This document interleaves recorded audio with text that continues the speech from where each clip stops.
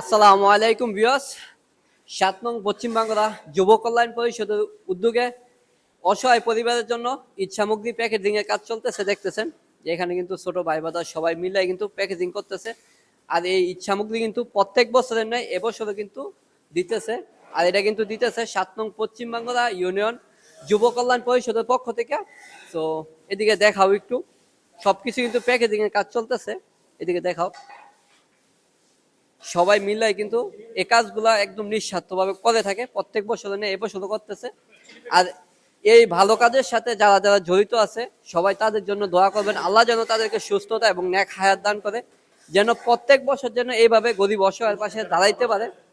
ঠিক আছে, বিশেষ করে যারা প্রবাসী আছে তারাই কিন্তু বেশি করে অর্থ দিয়ে সহায়তা করে থাকে। প্রবাসী ভাইদের জন্য দোয়া করবেন, এবং কি যে ছোট ভাই বাদার গুলা কাজ করতেছে নিঃস্বার্থভাবে, তাদের কিন্তু কোনো পারিশ্রমিক দেওয়া হয় না, নিঃস্বার্থভাবে কাজগুলো করে থাকে।